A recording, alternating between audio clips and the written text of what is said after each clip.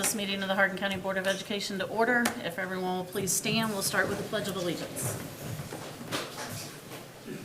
I pledge allegiance to the flag of the United States of America and to the republic for which it stands, one nation, under God, indivisible, with liberty and justice for all.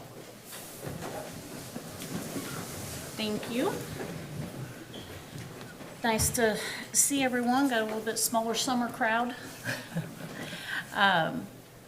Started to skip over one thing there, Mr. Wright. Mr. Blaine, do you have our board commitments? Yes. To improve our effectiveness, the Hardin County Schools Board of Education commits to keep children first, to listen, to be prepared, be professional, demonstrate financial stewardship, represent the entire district and support district goals, and support board decisions. Thank you. Now, Mr. Wright. Yes, ma'am. So we have, we normally don't do recognitions in June or July, but fortunately, we have a lot of students who did well at state competition in track and tennis, and so we want to recognize them before, because a lot of them are seniors who graduated, and so we wanted to get them recognized before they went off about life. So if you'll pass that resolution, Ms. Johnson, we'll get started. So moved. Second. I have a motion and a second. All in favor say aye. Aye. Opposed? Motion carries. All right, thank you, ma'am. So first, we'd like to bring up Kennedy Alford. I don't know if Kennedy's here. Kennedy, are you here? Come on up, Kennedy. Kennedy is a, yeah, give her a hand. Kennedy is a Central Hardin High School student. She finished second at the 3A Kentucky High School Athletic Association Track and Field Championships in the 200-meter dash with a time of 24:58. Congratulations. Oh my gosh.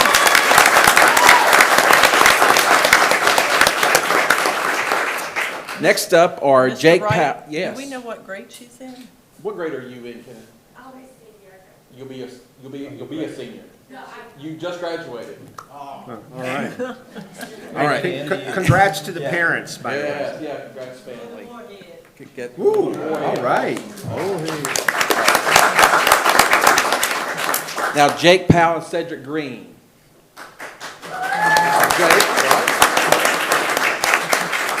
This is Jake. He and Cedric both are Central Hardin High School students. They finished first at the KHSAA Track and Field Championships in the 100-meter unified relay. Congratulations. Thank you.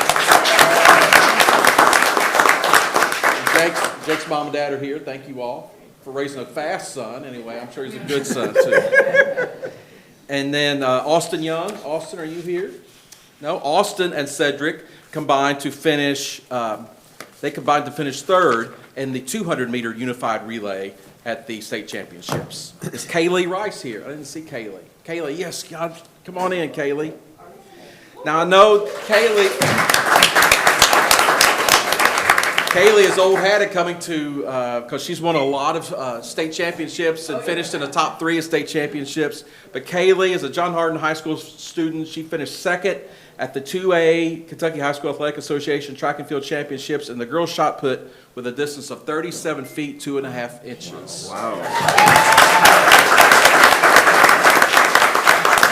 And Kaylee, remind me where you're going to school. Oh, you don't know yet? Okay. I thought you had signed somewhere. Okay, maybe. I think Mom is more positive about it than you are. So, yes. Yeah, that's right. Yeah. Mom and I talked on the phone about that. Yes. All right. Isla Lawrence, Kendall Lambert, Layla Williams, and Brooke Swanson. Are you guys here? These are all students from John Hardin High School. They finished third at the 2A KHSAA Track and Field Championship in the girls' 3,200-meter relay. Congratulations, ladies.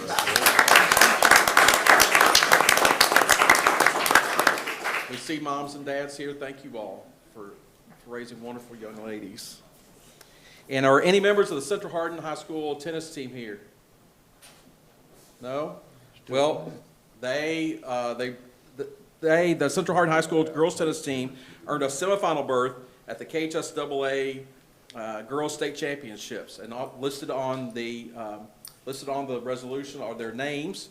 There were 8 of those young ladies that competed at the state championship. Beatrice Fernandez Fournier, Claire Riney, Genevieve Jackson, Claire Yates, Parker Lally, Molly Bryan, and Zoe Graziano. And I know several of those were had to be out of town, but I do know that that was shared with them. So thank you, Ms. Thank you. Johnson. Appreciate it. All right.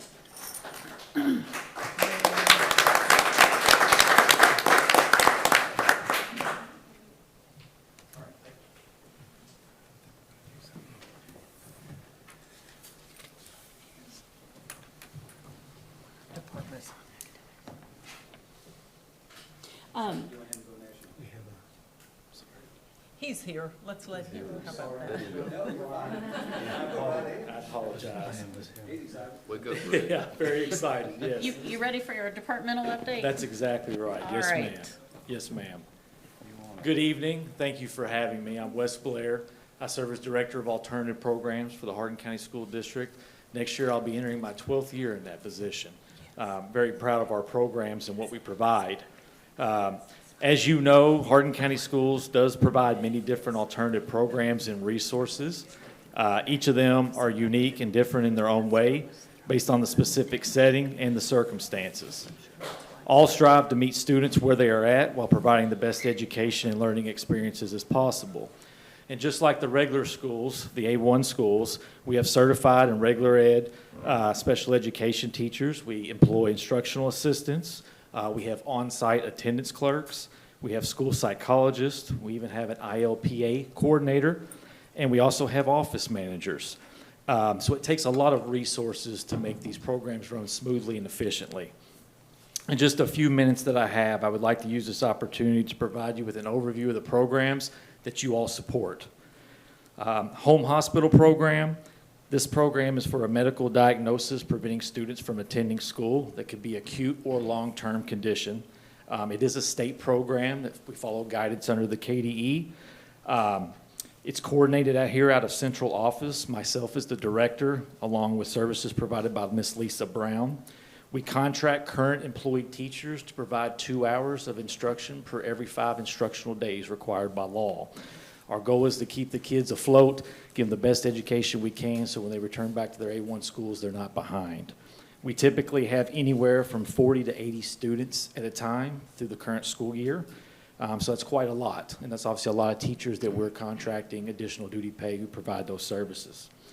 Hardin County High School, as you probably know, it's a dropout prevention program, primarily first and foremost for 4th and 5th year seniors who may be at risk for not graduating on time.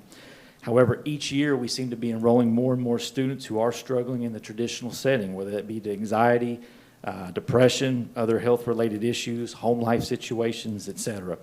We do use a credit recovery curriculum there, Apex and Edgenuity, which takes a lot of the roadblocks as far as time constraints away from those students. This program has been very successful over the last decade, if not longer. This year, during the 24-25 school year, the program had 182 high school graduates. So we're very proud of that. Our eSchool program is an adult virtual program. It's for 18 to 21-year-olds. It could be that a lot of these students, since they're adults, they may not be living at home. They may be living on their own and working full-time. They may have moved into our district as a 19, 20-year-old behind on credits, needing to get a high school diploma as quick as they can. Last school year, the program had a total of 18 students graduate and receive their diploma. And on the average, roughly, we usually see about 60 to 100 students a year in that program. The Excel program is located at College View campus in Elizabethtown. Ms. Michelle Reynolds serves as our lead teacher there. This program provides dropout prevention for new teen mothers, as well as support services as they continue their education. In addition, it provides quality child care for newborns to age 4 at our child care facility, which is on site at that campus. So our mothers and their children can be together, which is a huge prevention and dropout and getting kids to come to school. The capacity is 10 students. Students receive a full credit while they're there in a parenting course in which they get to go down to the daycare for a block a day and do some hands-on learning with their child under Ms. Reynolds' direction. Hardin County Schools provides door-to-door transportation for both the student and their child, which also, stops one of those barriers from them coming to school. Last year, that program had 9 high school girls graduate with their high school diploma. That was a new record, by the way.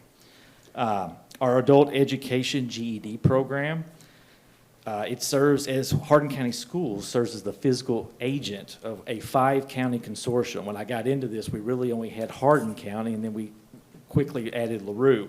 Today, we serve as Hardin, LaRue, Grayson, Breckenridge, and Hart counties in the adult ed GED program. We have a new adult education coordinator, Miss Laura Lane, and our primary office is located at ECTC campus in Elizabethtown. 21 Hardin County School employees work within the consortium. It has had tremendous success over the years. It's received special recognition from the state of Kentucky, including the honor of being a top 5 program in GED attainment for the past several years, as well as a #1 ranking in GED attainment. Spectrum Care Academy is a private residential treatment program in northern Elizabethtown. We do have a contract with them to provide educational services for that residential setting. There are a total of 18 beds. The students are placed there by a physician, which is a private referral. Boys only there, grades 2nd through 10th, can be for several different behavior or mental health disorders, and the average length of stay there is about 6 months. In addition to receiving HCEC money for that program, the district also receives home hospital funding for that as well. We employ 2 teachers at Spectrum Care Academy. We also have 2 what we call as HCEC programs that work with the state agency children across the state. One is Hardin County Day Treatment. It is owned and operated by the Department of Juvenile Justice. It is a non-residential program, and Hardin County Schools does provide transportation daily with Hardin County School buses, as well as food services on site that we coordinate. The majority of those students are court-ordered, or they can be referred through a process through DJJ. The students there are both boys and girls, and they're in grades 7th through 12th. The typical stay is about 6 months to a year. We employ 3 teachers there on site, as well as 1 attendance clerk. And in addition to HCEC money on that, the program also receives additional grant funding from both HCEC and Title I Part D, which are major resources for that. Lincoln Trail Hospital, our other HCEC program, is a DCBS facility. Inside that hospital, there's 3 separate units that they provide services for children, so therefore we have teachers in those units providing educational services for those children. The capacity of those 3 units combined is 82 children, or 82 beds. We employ 6 teachers and 1 instructional assistant and 1 attendance clerk. And in addition to HCEC money, that program also receives additional grant money through HCEC, our HCEC partners. College U Alternative School obviously is our own A5 owned and operated alternative school. Dr. Robert King serves as principal there at College U campus, and once those students are on campus, he supervises all staff and those students. I would like to give a special thanks to all of our staff who make all of this work and do what is best for students every day, despite the challenges and obstacles that can present themselves. They are truly the boots on the ground, and they do a tremendous job. I would also like to recognize Ms. Shiloh Horton. She is our Alternative Programs Office Manager. As you know, she splits duties between servicing our programs as well as the Superintendent Office. She does a whole lot to keep our programs running smoothly behind the scenes, and we all appreciate her. I would also like to thank Superintendent Morgan and you all, the Board of Education, both present and past members, because you have always supported our education of our students with these programs, and ultimately you're the ones who provide us the resources to provide the best education to them that we can. And last, I would like to share some recent and exciting news within our programs. We have a very special guest with us tonight, Miss Julie Stith. She is our English teacher at Hardin County Day Treatment. She just recently received the honor and recognition for being selected as the 2024-25 Roy L. Chapman HCEC Outstanding Teacher of the Year. This is a Kentucky...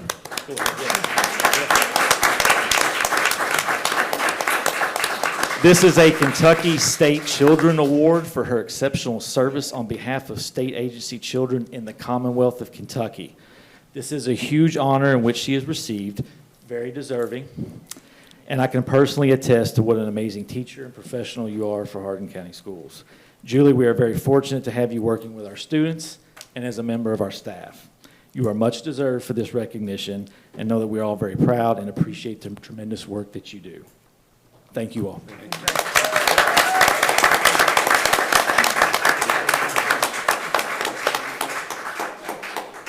Do you all have any questions?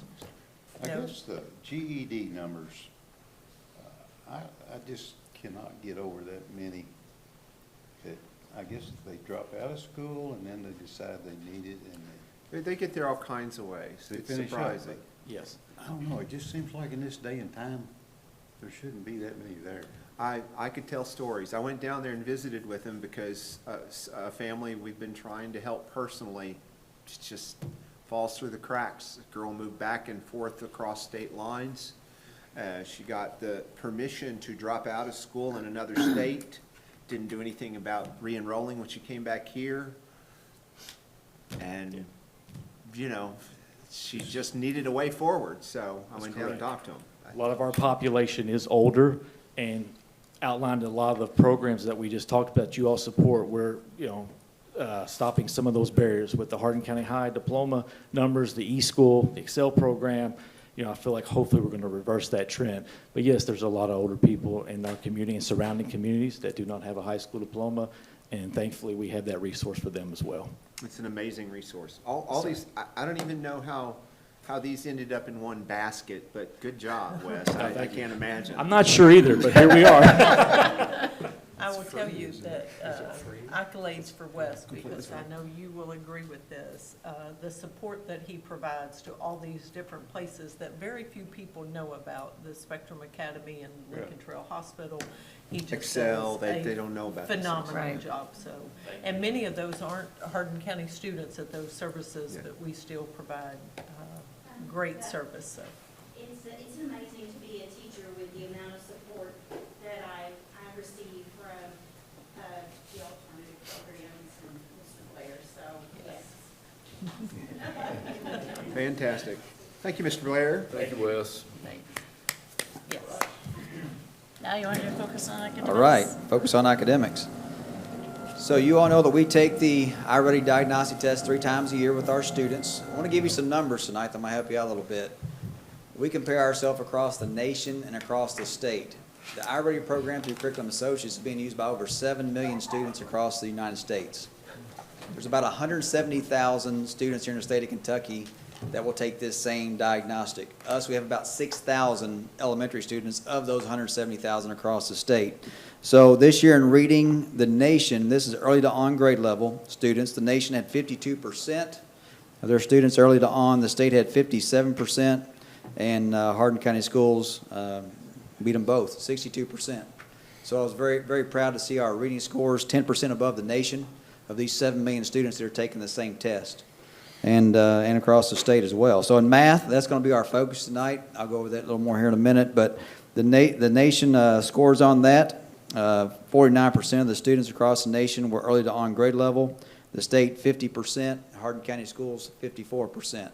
So we're staying above the nation and the state on our early to on grade level students. And we're hoping to see continued growth with that. That's why we want to share a little deep dive with you all tonight with a few of our schools that are implementing with fidelity the programs we're using with Curriculum Associates, the Ready Classroom Math program, the foundational numeracy training we have done through GREC here in the state of Kentucky. So we have Brooke Custis here with us tonight from Creekside, and Ashley Cocker here tonight from Vine Grove. Both their schools have had some tremendous success and growth this year, and they want to share a little bit about what they're doing consistently to see these types of scores. So I want to call up, I don't know who's going first. Brooke, you going first? All right, come on up. Hello, I'm Brooke Custis, the principal of Creekside. I would like to thank the board and Mrs. Morgan and Mr. Sutton for letting us talk about something I love to talk about, which is how kids learn math. I also want to thank Ms. Jessica Taylor because she did provide her department some of the funding for the GREC initiative that our teachers got to attend. So, look at the first one. Hardin County Schools since 2022 has had 2 different things going in the elementary level at the same time. The foundational numeracy transformation cycle through GREC is kind of like the architectural framework of what kids need to know and how to get them there. iReady can be viewed as a tool, a great tool, that Hardin County Schools has provided all of our classrooms to be able to use to get to that architectural framework. So I'll be talking about the transformational cycle, and Ms. Cockrell is going to talk more specifically about iReady. So back in 2018, the great think tanks of the state got together, and we're trying to come up with a way to meet the middle school SIMMER goal in mathematics, to get middle school students, particularly students in special education, to be proficient in math. They wisely looked at research and discovered that the best way to do that was not to work with middle school students, but to go back to the foundational levels of 3 to 8 years old and lay the foundation in hopes of reaching that goal in 2030, which is when Hardin County should start to see the results of this group that we've been working with. Now, what made this program unique is that it's not tied to a curriculum. We are blessed because we have iReady, and Ms. Cockrell and I will talk about how that works within this framework to have that program. But to participate, you didn't have to buy into a special program. It was very minimal cost to participate, and it was kind of freedom amongst fences. Schools could implement it as they saw fit that would work best with their staff. So it's been a really great process to be in because it was very low cost and we really gained a lot out of it at our school. Next one, please. It provides job-embedded training. Each school sends 3 to 5 teachers. You commit to 3 years, and those teachers go to 3 to 4 trainings throughout the year. Hardin County started with 4 schools in 22-23, then 5 more joined in 23-24, and by 24-25, all of our elementary schools were participating. What it focuses on and what makes it unique is usually you go to your PD in the summer, you go for a day or two, you learn about a program, then you have about a couple of days, weeks to think about how you're going to implement it, and then you sometimes dip back into it, but this was ongoing.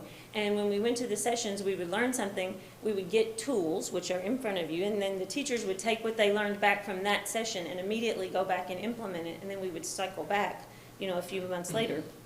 How did it go? Learn about a new tool and take that back. And it really focused on math routines, which were something we were not familiar with, hands-on learning, and student-led conversations and problem-solving skills, which is a total shift, and I'll talk about that, from a traditional math classroom that I won't tell you how old I am, that I went to in elementary school.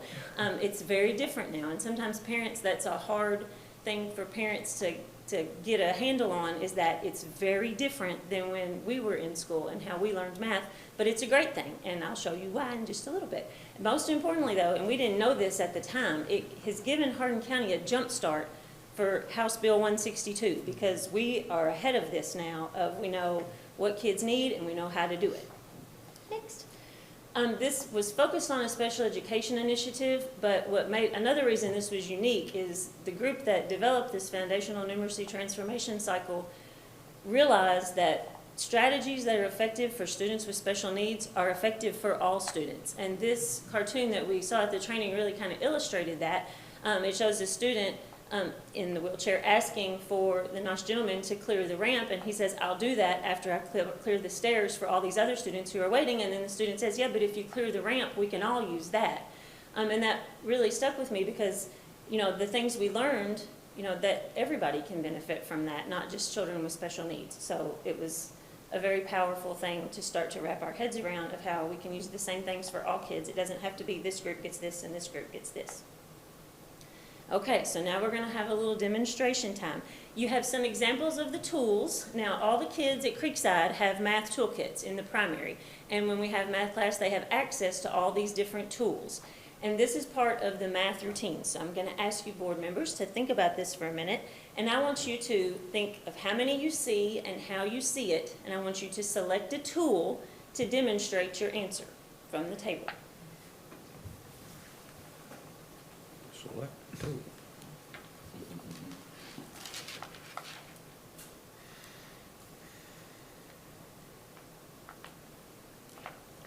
Okay. Give you 4 more seconds. Would anyone like to share their answer and how they got it? Ms. Morgan, I'm going to pick on you. Mine only goes to 10. Okay, and you saw more than 10. Okay, so I see more than 10. how do you see them? How did you put them together? Well, figuring that's not a magic bowl, I'm figuring that I can see an apple under the green apple, and I can see that the red apple is on top of another apple. And I think that's holding up the two oranges on each side. I think those are oranges on each side of that. So I believe there's 12 apples. Okay, so did you add, you I counted. counted. Okay, did anybody get the same answer? No, Okay, I got 10. I think I got okay, it. you got 10. Mr. Wise, how did you see it? I just see one apple on top of another one, and the others are sort of resting up on one of them. Yeah. I only see 10 and a bowl, but it says how many do you I see? definitely see Okay, So it could be 11. okay. Yeah. Mr. Casey, how many did you see? I only saw 10, because I'm visually looking at 10 that I can see. Okay, how did you group them when you counted them? I did them by color. Okay, I you know went by that's color. odd, yeah. Did anybody group them and count them with a different strategy other than color? I just counted across. Just counted them. You went straight across. Did anybody group them by the type of fruit they were? Okay, that very simple scenario is something that we started to build in with students. And the reason it's important, especially when they're younger, is because as they get to the intermediate grades, we ask children every single week to write and explain their mathematical thinking. And we skip typically the step where we let them practice talking to explain the way they see things and the way they understand things. And then we just ask them to write about it, but they've never had practice giving language to their thoughts. So it's important that the teacher step back and let the students take over explaining their thinking. And it doesn't take up too much of the math class at all, but it's a very powerful few minutes because it gives kids the opportunity to put language behind how they see it. As they get older, a lot of times you'll say, how did you know that? And they'll say, I don't know, my brain just did it. I just knew it. But we have to start early to get them to practice saying how they're putting those numbers together visually. What this also does, that's okay, you can go to that one. Another thing this does is when we give them that power, that is called intellectual autonomy, and that feeds into the part of our portrait of a learner that we have of being a personal champion, because you're taking ownership of your own thinking. But it also teaches them to be collaborative communicators, engaged learners, and effective and active collaborators. Now, over the 3 to 4 years, it taught us a different lens to look at tasks. The research showed that well-meaning teachers, and almost every teacher, no teacher sets out to find a task or a resource that doesn't meet the mathematical teaching practice number 2 of teaching students reasoning and problem solving. Nobody says, I'm going to find something that doesn't do that. But what happens is when teachers do look for tasks, they don't necessarily take it through the filter of what that mathematical teaching practice is. So these 5 questions help teachers to look at what we're asking them to do and ask, is it actually aligned to the grade level standard? Does it provide opportunities for students to build on their current reasoning? Does it allow for multiple entry points? Ms. Morgan saw it one way, Mr. Wise and Mr. Casey saw it a different way. And they neither are wrong. That's just the way they saw it and the way their brain put it together. Does the task provide opportunities for students to discuss without the teacher taking over? And does the task allow students to make sense of and use and solve using varied approaches and strategies? And what we consistently say back to each other at Creekside, and what we learned from this was, does the person doing the talking is the person who is learning? So, you know, sometimes you can watch a wonderful lesson and be like, wow, you really understand division, but I don't know if they do because I didn't hear them doing the explaining. So it's something that's very different, but it's an important shift to make. So I'll give you an example on the next slide. This at the top is the Who second. won? I'm sorry? Who won this last treat that I won? Now, that's Hang funny. on. Okay. Okay, well, that's a great discussion though. And in a regular class, we would have that, we would have time to do that, have a debate as to how you see it and how you're, and you could even put a human barometer if you see I'll it, Charlie's excuse you West. this time. Okay. At the top is the 2nd grade math standard. And as you can see, it's got a lot of parts hidden inside one standard. They have to add and subtract within 100, solve 1 and 2-step word problems, and talk about adding to, taking from, putting together, taking apart, comparing all unknowns positions using drawings and equations with a symbol to represent an unknown number for a problem. And that's 2nd grade. So if you are a 2nd grade teacher and it's time to plan your lesson, you might go to Google and type in that standard or type in those numbers and see what comes up. And the example on the left was the first thing that came up when I did that. And that task looks cute as a button. And look, it says addition and subtraction. That's what it asks them to do. But if you look at it, does it fully meet the standard? So if you run it through the criteria that we've been told is what's going to get us to mathematical teaching practice number 2, is it fully aligned, partially aligned, or not aligned with that standard?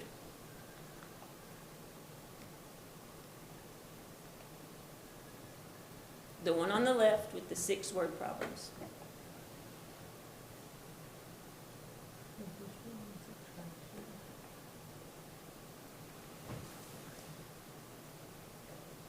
Well, they're adding and subtracting, so that part matches. But are they 1 and 2-step problems or just 1 step? 1 step. 1 step. No drawings. I'm sorry? And no drawings. No drawings. Does it automatically ask them to use symbols or equations? No. Now, if you No. are a teacher who knows about this practice, you could take that worksheet just as it is, and you could add in all these things. You could make that question a math talk. You could give them the tools. You could do all that. But at its value, just as it is, it would not be fully aligned. Does it give students opportunities to explore and solve problems that build on their thinking? Yes, no, maybe. Give it a maybe. Maybe. Does it provide multiple entry points? Not really. No. Does it require a high level of cognitive demand? Well, I will tell you. That's subjective. I don't know the answer to that. Well, you're right. Now, I will tell you, 20 years ago, it was pretty common that if you taught children to look for the words left all together, it was an automatic subtract or add. And it was like, we're going to teach them these magic words to help them get there. But if those problems didn't include those words, They couldn't do it. they couldn't do it. So that would be a maybe for the cognitive demand because it has those key words in it that give them a clue. Does it provide opportunities for students to discuss? No. No. Does it allow students to make sense of and solve problems using varied approaches and strategies? Possibly. Yeah. So then when you look at it overall, did we have more yeses, partialies, or nos? Probably more partialies. More partialies. Yes. Now, if you look at the task on the right that does the same standard directly out of the iReady curriculum, and I'll be perfectly honest with you, I've done this for 24 years and I loved teaching math, and it could be the best curriculum in the world, but if I did not go through this training, teacher's enemy is time. So when you would see a page like this, you would go, we don't have time for this, let's get to the problems. Like, we got too much to do. But this page is probably the most important page in the whole lesson every time. And this training really opened our eyes to that. So what do you notice is different about this task?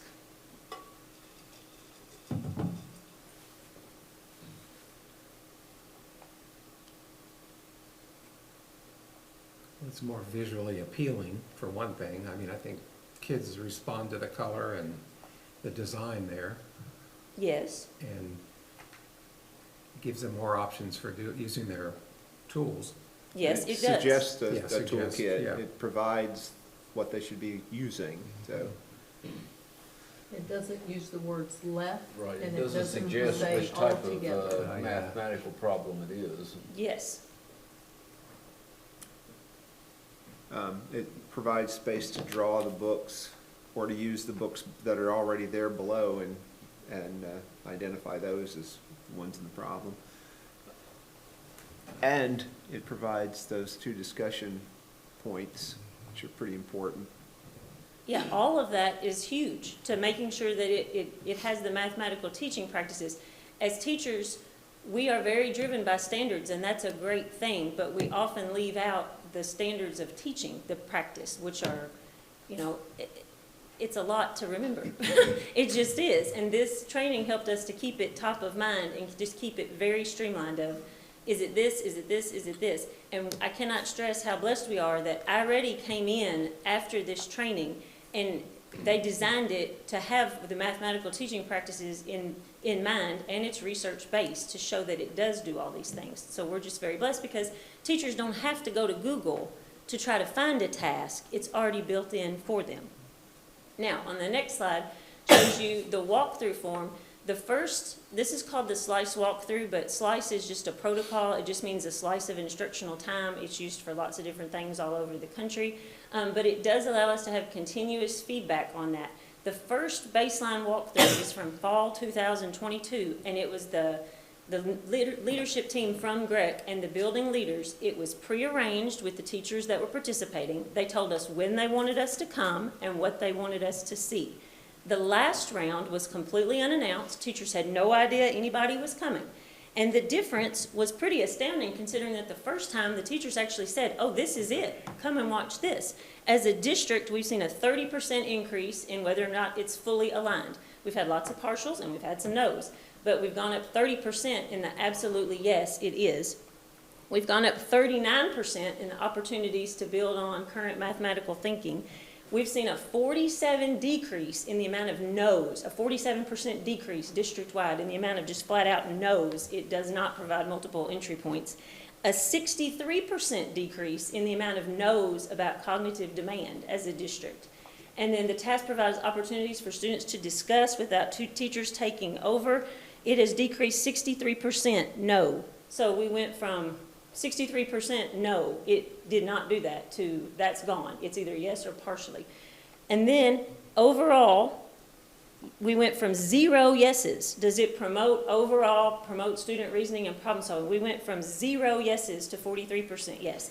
And those numbers might not be that great, but I think they are because the second time was completely unannounced and the first time was planned of what teachers in their minds perceived was correct. So that's been a huge shift for us.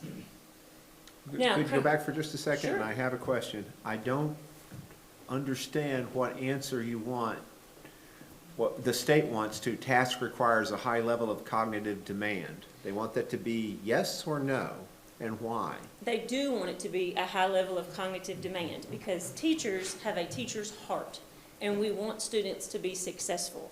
But in that teacher's heart, sometimes we don't like to see students have what's called a productive struggle, but that productive struggle is necessary.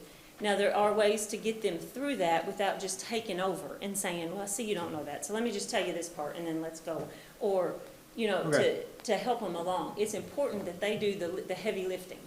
Good. I thought that's probably the answer they wanted, but there's an awful lot of times where we want a very low cognitive demand. If you're a pilot, a bus driver, a crane operator, you don't want them to have to do complex thinking to make a quick decision. But learning is different. Yes, and I'll talk about that in just a minute as to why that is. The way we have used this in our PLCs has been very, very unique and very, very beneficial. We are the only elementary school with 3 teams. We have 2 in the primary teams, and we're the only school with the 3 through 5 team. In the fall of 2024, our Team 2, we'll call them the originals, started to do observations on each other, go through that protocol, not in perform, not as an official feedback or part of their evaluation, but just as peer-to-peer, and have discussions about that. And then this year, Team 1 and Team 2 would have a pair that teamed up to go watch another original person, and then have a discussion about that. Now, looking ahead, what we want to do is have a Team 1 and a Team 2 person bring a person that hasn't been involved in any team with them to go and watch an original teacher and have that professional conversation. And I cannot give enough credit to my entire staff for the amount of trust and professionalism they show with each other, because that couldn't happen if they did not have that trust and professionalism with each other to know that this is not a criticism. We're looking at the task, not you. We're looking at the task that's been designed. And then finally, if a team is using iReady with Fidelity, all of these components are built in. You kind of go off the rails if you're bringing in something that's not out of that vetted, research-based area. That's when it starts to get a little more murky. But if you're using something that's coming out of that program, it should meet all of those criteria. Okay. This is why this matters so very much. If you look at the foundation on the left, that is going to pass an inspection, and that's going to be okay if you're only trying to build 1 or 2 levels. Elementary school, maybe middle school. But look at the foundation on the right. That is the foundation that's being poured for a skyscraper with limitless levels that you can put on it. It requires scaffolding, expensive planning, specific tools, time, and extensive inspection. But it is going to be more successful for higher than 1 level. I can tell you, and I tell people this all the time, it's just like if you're building a skyscraper. If you will invest in quality materials and resources early, if you've ever built anything, that foundation is critical. And it's the same with math, because we are going to layer on every year new concepts. And I don't know if you remember in the literacy share out, they talked about PA, phonemic awareness. Foundational number sense is the PA of math. They have to have it. At Creekside, we emphasize what's called subitizing, dice, finger patterns, recognizing that immediately, and the math vocabulary and the math talk early. That's why our teams have preschool teachers on them. We play games every chance we get. I have a math game show at lunch. I play with the kids. We play math card games if they finish eating. And I tell parents that if you will play a game that involves dice or cards with your children, that's the math equivalent of reading them a story, because you are teaching them and exposing them to all of those concepts when they're early. But like I said, we're not going to see the results of this until 29, 30, when these children that have been exposed to all this number sense get to middle school. But I can tell you, as a former math teacher, that if you're in grades 3 through 5 and you have what I call a structural issue with math performance, there are some things that I consider like a drywall fix, a patch, things like graphing, coordinate grids, things that we can show you and fix pretty quick. But if you are having problems with addition and subtraction and multiplication, then you have a crack somewhere in your foundation of place value or number sense that has to be addressed. Our current middle schoolers, I would say that we assess them on counting to 100, which was a kindergarten standard, by saying, can you count to 100? Okay, you did it, great. But now that we know better, we'd say start at 86 and count back to 63. That's different, to see if you can say numbers to 100, or if you really know your numbers between 1 and 100. Or we say kindergarten standard is count by tens. Well, if they can go 10, 20, 30. 10 years ago, we'd say, yeah, you can count by tens. But now we start at 77 and count backwards by 10. And the difference in whether or not they can do that doesn't show up until it's time to count money and elapsed time. And then you can see, oh, no, wait a minute. We can't off count, so we really don't understand to 100. So it's very, very important, and it really focuses on that. Instead of just saying that you know your facts, I need you to not just know that 3 times 4 is 12. I need you to know that 2 times 3 times 2 is 12, and I need you to know that -2 plus 14 is 12. But if we'll do this now, the research shows you that if they have foundational numeracy between the ages of 3 to 8, they're going to have higher performance in all grade levels. There's something about the math and the executive function that makes them more successful in all areas. And the natural exposure to numbers that children used to get as toddlers is diminishing because of technology. Think about it. You don't all the time go in the bank. You don't all the time go in a store, in a restaurant. We don't have clocks everywhere, or calendars, or thermometers like we used to, because they're all on our phones. So we have to take every opportunity we can for our littles to show them numbers and how they work together. So the good news is, in Hardin County, we are pouring a foundation for limitless math concepts to build on. And Mr. Seago, like you were saying, not everybody needs to have statistic math skills. Not everybody's going to need that. But when you're 4, you should have the option to choose and have a foundation that's poured that gives you the option, that you're not just cut off at 6th grade math of, well, I'm out, I can't do it. So we want to pour a foundation that gives kids the choices so that they're not limited in what their options are. And now Ms. Cockrell is going to talk to you about how iReady takes us there.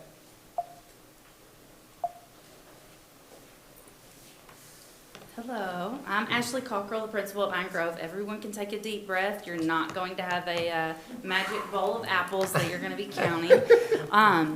But when Mr. Sutton asked us to look into what made us successful, we started a couple of weeks ago with the iReady program and our consultants, and they asked us to reflect on the school year, what went well, what were the challenges. The first thing that I would like to say is we have been blessed with Lindsay Aguilar. She is our consultant through iReady, and she has made drastic gains for a lot of our schools. If you'll go to the next slide.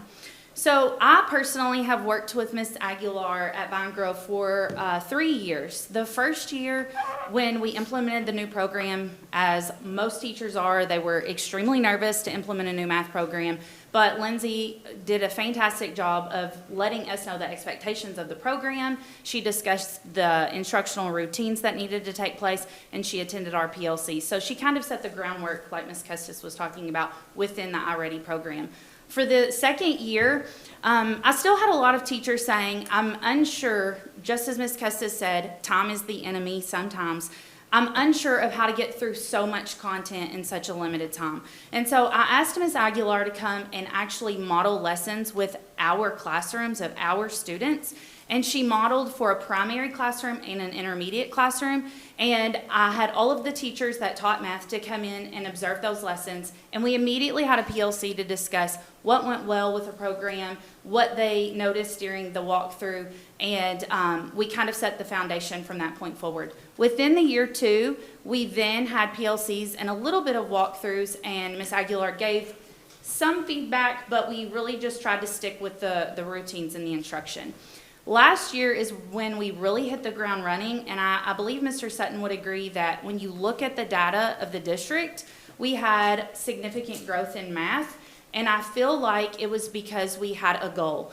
Ms. Aguilar, myself, and even the ISD department, we completed walkthroughs, and if you go to the next slide, maybe the next one. Ms. Clark, Shelley did a fantastic job of creating the 4 Ps, and as a new administrator, giving feedback, I was a little bit uneasy, I guess you could say. When you go into a teacher's classroom, you want them to feel confident, you want them to understand the processes, but you also want to give them an idea of how to become better. So with this feedback form that Ms. Clark created, we find praises within the walkthrough, we pose a question for them to think about, and then we give them a specific strategy. Mr. Wright, go backward. There we go. So according to John Hattie, he says that one of the top influences is giving feedback to teachers. When doing so, that creates significant growth within the classroom. It corrects mistakes, it affirms their competence of what they know, and it takes away those misconceptions. So within that feedback, we were able to really look at specific things within the program. So we looked at comprehension checks, spiral review, which iReady doesn't necessarily have, so Vine Grove kind of looked into that and created their own. Mr. Sutton, I know if you've talked with him more than 5 minutes, you will probably hear him say homework is the best practice for a student. And so we really got back to the core values of practicing at home with the standards. We looked at the pacing guides. We looked at grouping students based on abilities. We looked at assessments. We looked at exit tickets. And so if you'll move forward. All of those things were allowing us to move forward. It facilitated our alignment. It kind of gave us unity within the school building. It created intervention supports for students. We had shared expectations throughout the building. Our instructional practices were improving, and we were building stronger transitions between grade levels. So within that meeting, they asked us to think about what went well and what the challenges were. As with any new program, and we've been doing it less than 5 years, so it's still considered new, there are a few things that we are working on. Ms. Bronner has done a fantastic job of getting a committee together to look at the pacing guides to create a more appropriate pacing for all grade levels. And then I think Ms. Morgan would even agree that when we do our walkthroughs, we are still seeing that teachers are still guiding students to the answer versus students completing the independent work. So one of our goals at Vine Grove Elementary next year is we are really wanting students to be successful and independent thinkers. And just as Ms. Custis said throughout the Grec Foundation, we are hoping that the iReady program allows them to do that. Like I said, Hardin County was able to receive significant growth in math with all of these programs that we have done. So we know that when we look at these pacing guides, we have more independent work. We are putting together the GREC programs, the foundational numeracy, and the iReady programs. We know that the success rate is just going to continue to grow. Thank you. Thank you. Thank you. I know that was a deep dive tonight, but I want you to hear that and see that. You said, hey, we need y'all to work on math. We probably work more on math than we have in reading. All you hear about is reading. But for the last 3 years, we've been pouring a lot of time and effort into that. Our principals, our teachers. We need our parents to hear this, because we need our parents to jump in with us and do that additional help at home with the kids in math, so we can take this growth even higher. So thank you all for letting us go a little deeper with that tonight. Thank you. Thank you. Appreciate it, Greg, and all of you. That was great. Absolutely. Thank you. All right, next we have recognitions of visitors. Mr. Skeeters?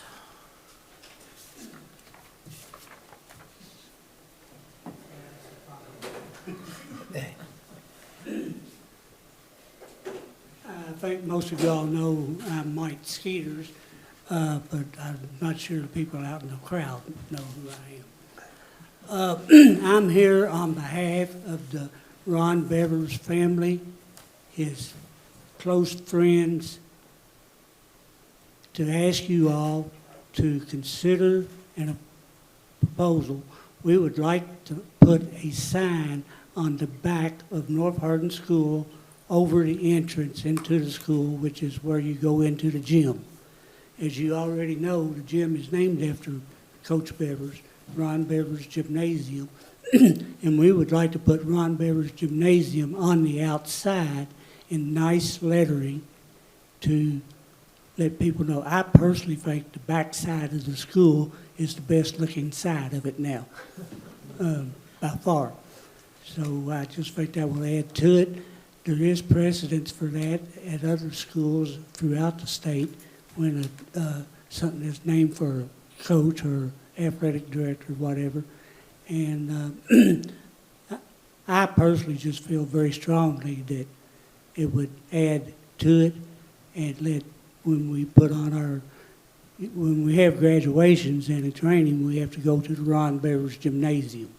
That's where we go to, just as having it in the Ray Story Stadium. And you all weren't on the board, I don't think any of you, when both of those things were approved. I don't even remember what year it was now, but it's been several years. Ms. Bevers could probably tell me what year that was, but it was a great thing that the board did at that time, and I'm looking for you all to do the same great thing to allow us. I understand that I'm not asking you for the money.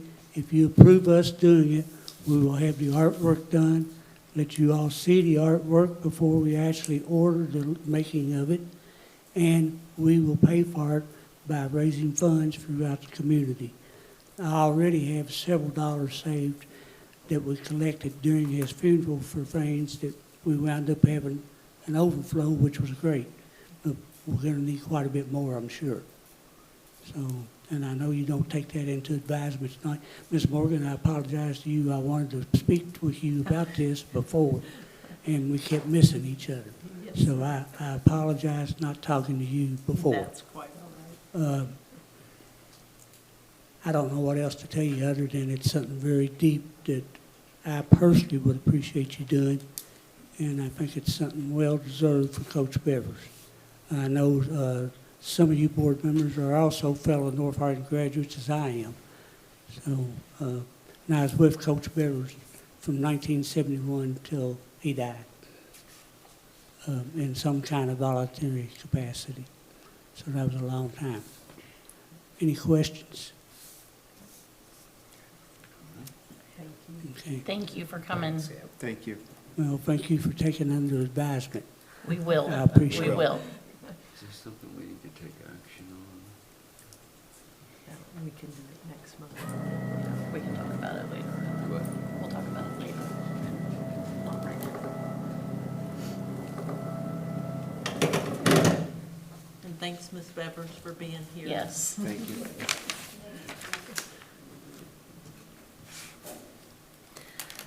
right, construction updates, we had several today. I forgot my notes, so I'll be brief, and if anybody wants to add anything. Everything, a little bit is being impacted by all the lovely weather and rain that we're getting, but honestly, they're moving along really pretty well, given what the weather has been. West Hardin is coming along, see a building there, and, or the starts of it at least. They've also been working on parking with Cecilia Valley to add there and improve that. Our Child Nutrition Center is also underway. There's been a couple hiccups there, but they're working all that out and hoping for some drier weather. And Central Hardin is coming along, what we refer to as Area D. Hopefully, we will have punched out and ready to be moved into mid-July. And then Area J, the old freshman wing, maybe at least by fall break. And we have made progress on the new North End Elementary School, kind of there's kind of 3 phases for the architects to do. We're in the middle phase of that, hoping to be ready to move things along here in just a couple months. And we talked about roofing projects for a couple of our schools. It's never ending. So, does anybody have anything to add? Did I forget anything? You covered it pretty well. All right. Did you have the opportunity to talk? Probably not as late as we left. You did? Okay, do we need to move on it tonight or hold it? Good? You have a recommendation, I believe, Casey had it. Yeah, it's in the consent agenda. Okay. Those roofing bids. Do you mind to share the recommendation? Yes, sir.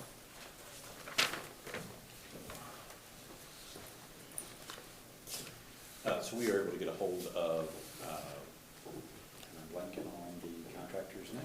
Escola? Escola, thank you.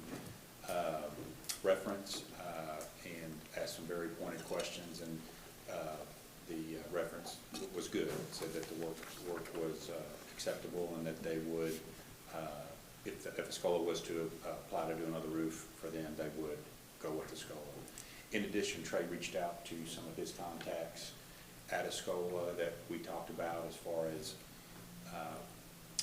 making sure we knew who the site superintendent was going to be on the project, and that we didn't get the B team, so to speak, that we got their best team. And I brought a sample of what they would be doing. I think some of the projects he had heard about in Tennessee, it's a different branch of the company that applies the liquid coating, so I think he felt better about our ability to get folks in that would do a quality job. So our recommendation would be to go with Escola, the low bidder on the project. Great. And then for Lakewood, after talking with Jamie, I brought some samples of what the current soffit looks like, and as you can, if you want to bring it up, I can show you, but it's quite faded. And that design of that particular building, of which we have several, there are several large openings that students can go in and out of. And so if we don't replace that soffit, it will be very noticeable. And we probably wouldn't touch that soffit again for a minimum of 20 years, to 20, hopefully more, 30 years. So our recommendation to you would be to award all 3 alternates to go ahead and do the fascia, the soffit, and the snow guards. And the soffit project did include the new J channel, right? Yes. To hang the soffit. Yes, Okay. sir.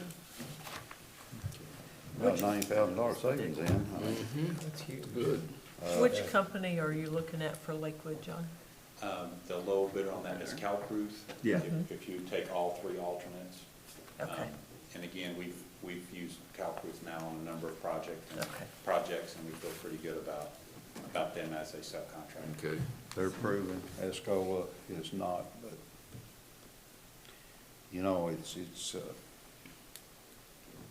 it's one of those situations, hopefully they'll do a good job. You know, we know the second bidder and some of the others, but we're here to demonstrate financial stewardship. And I want to spend the Spend money taxpayers' wisely. money as wisely as we can, so hopefully, we'll make them perform and do it right, and we've saved a little money and got a good job.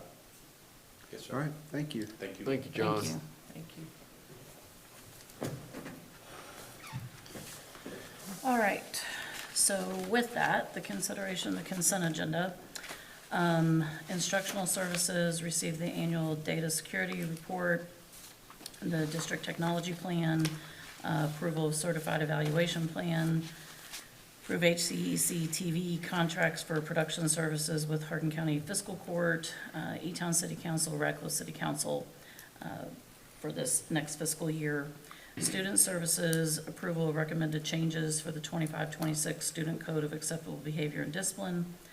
Approval for JTA Beta to travel to Orlando via commercial carrier, and John Hardin FFA to travel to Washington DC via commercial carrier.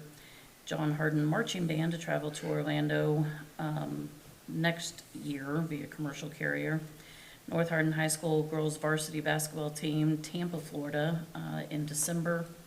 And approval for East Hardin Middle School, 8th grade, to travel to Washington DC next, assume that's spring break, via commercial carrier. And then approval of the contract with Cumberland Health for the 25-26 school year, which is much improved for us. Financial services received the monthly financial reports, approved orders of the treasurer, school activity fund balance and PPA reports, approval of 6 change orders for Phase 2 of the Central Hardin renovation, approval of change orders 4 to 6 for the child nutrition project, approval of the bid for the North Hardin High School greenhouse, approval of bids for Central and North tennis courts, approval of bids for John and Lakewood roofing projects, approval to declare items surplus from EC3, approval of doing a lease with West Point Preservation Corp. With some details still to be worked out in regard to the West Point School Building, approval of contract for district insurance coverage with Houchins Insurance Group, approval of the custodial supply bid for the district as recommended from July 1 through June 30 of next year. 2026. Yeah. Yeah. Approval of the bids for oil, lubricant, and antifreeze, that also for this next fiscal year ending June 30th, 2026.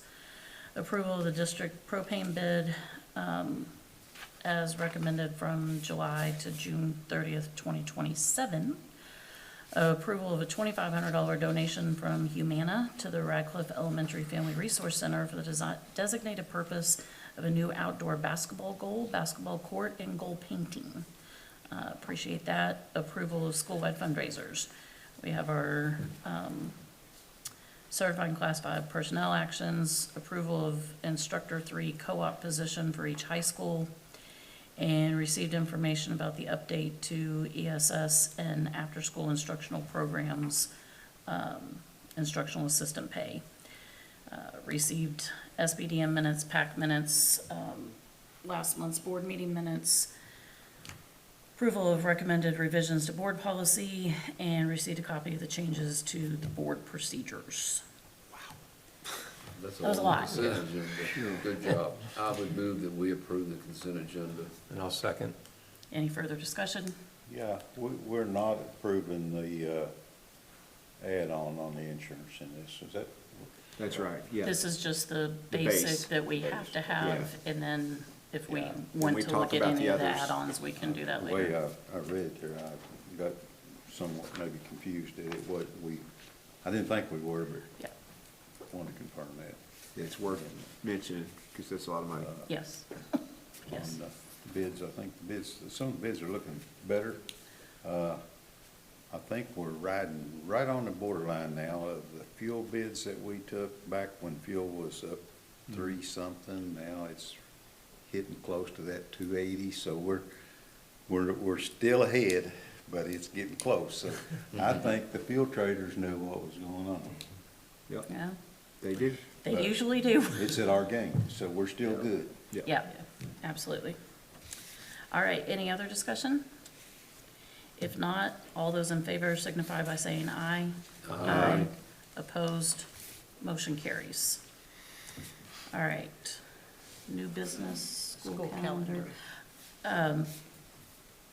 This is to make some of the days off during the year be counted for makeup days. Yes. So, I don't remember if this year was the first year we had changed it, but all of our makeup days were at the end of the year. So this would be to make some of the days off on our calendar be used for makeup days if need be during the school year. Yes. That way we would not have as many days at the end of the school year, and hopefully would not have to use NTI as much, because we know the in-person instruction is incredibly important. Are there any specific off days we're talking about, or just any off day in general? No, It's it's set days in the calendar. We would Okay. change that to be, I can't remember at this point what those days were. I think there was only 2 we were able to utilize during the school year, but I think there's one day in February and one in March, maybe. Yeah. yes. Do we have a motion? But those days would have to be missed before the end of the 25 Not necessarily. fall year, fall. No, they would just have to be missed prior to those dates. Okay. And I Yeah, guess that's something that if you call off school, you would then announce that Yes. will Really now be makes in it session tough. John on. would immediately change the color of that date on the calendar. It really makes it tough. You know, flooding this year was something different than we didn't normally have. And of all things, people, Looking at February 16th and March 13th. Okay. Thank you. February 16th is President's Day, and then March 13th was just a day off in the calendar. Yes. okay, so that would help at the end of the year. We didn't have any of those this It's hard year. to set graduation dates when you don't know where Yeah. you're at. Yes, yes. So this year we had to put everything at the end. I know. So we still have people, And do some NTI, which we'd always prefer Yeah. not to do. yep.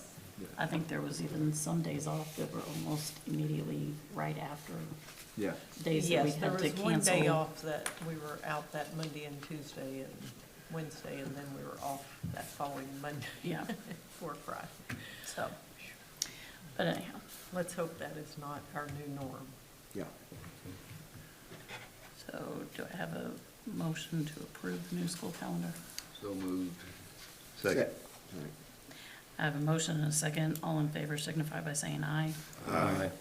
Opposed, motion carries. All right, superintendent's report. I thought John was going to have something, but we will just talk about the numbers. That's all right, John, it's okay. If you get a chance to check out our website and our social media, you are going to see the huge successes that we had with our students this year. The number of college credit hours is in the thousands. The number of students that have graduated with an associate degree is well into the hundreds. You're going to see the number of students exiting with a work ethic certification. And John, if I'm going by memory here, I believe we have hit over 5,000 students. That guarantees them an interview, but it also tells the public our students are ready to join the workforce or go to college or join the military. So just incredibly impressed with the successes we have. And that's easy to see at the high school level when students graduate. But what Ms. Custis and Ms. Cockrell talked about tonight is where that success begins, is back at our preschool, kindergarten, all the way up. Those foundational skills our students are able to build on. So just incredibly impressed with the success that our students have demonstrated. I think all of our board members will tell you that graduation is the highlight, the capstone, when we get to see those students walk across the stage and realize what success lies ahead of them due to the foundation that Hardin County Schools has provided for them. So, John may be able to get that up, but the other thing, I want to recognize Mr. John Stith. Mr. Stith, you may have seen in the newspaper, Mr. Thompson, thank you for that. But this is his last board meeting. I know he is incredibly depressed about that after we had a 3.5-hour noon meeting today, and now we're back here at night, and I know he's going to miss those days, but he has done a phenomenal job as our Chief Operations Officer for the last 10 years. Very strategic, and if you look at the financial stewardship, the steps that he has taken to put our district in the shape it's in is the reason we were able to do a 6% raise last year, a 4% raise this year, and still be in good financial status as a district. But also making sure today, and some people might take this for granted, but recognizing that we have to be proactive in roof projects, in building projects. All of that is incredibly important. So we just appreciate you and that dedication. Wish you the best of luck. He's just going 2 corners around. We know where to come. We know where to find you, John. John has been a great asset to Hardin County Schools. Great, absolutely. There's no doubt. Very happy and proud he's able to move on to something else he wants to do. But you will And be hope greatly you- missed. And I hope you get to spend some time with family. Yes, absolutely, absolutely. So John will play this. It's just 1 minute and 7 seconds. I know it's a long night.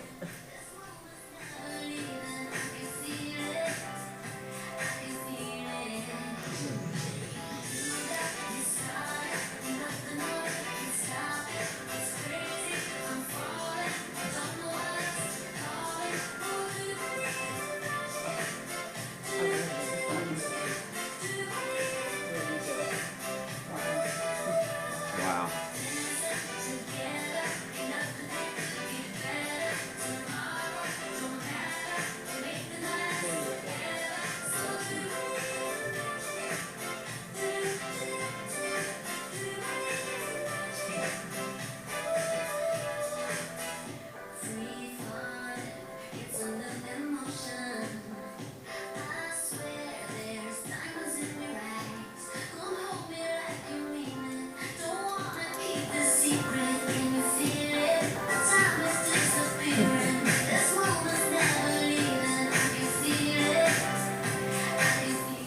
Nice. Nice, Joey. I like that music too, but 40 Pathways, which is why we truly own the hashtag District of Opportunity, so appreciate that. All right, and now I believe we need an executive session. Pardon? We need an executive session. I move. Motion. Go ahead. That we go to executive session for purpose of employee evaluation. Yes. Second. Have a motion and a second. All in favor signify by saying aye. Aye. Opposed, motion carries. Item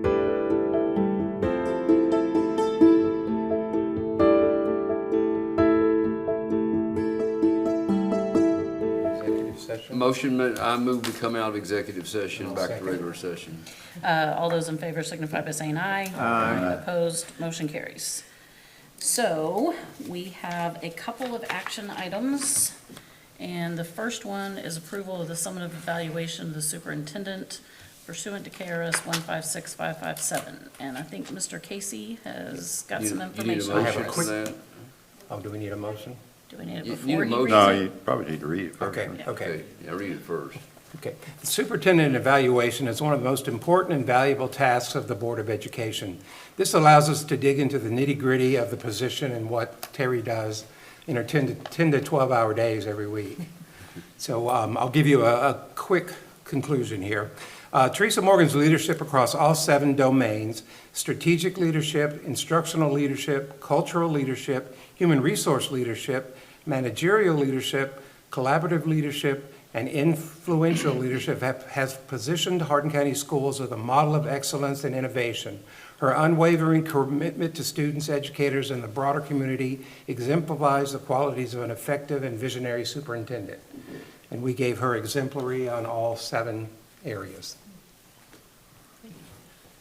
Do need to add, and I share this, you have people in the room here that make that possible, and people who aren't in this room that make that possible.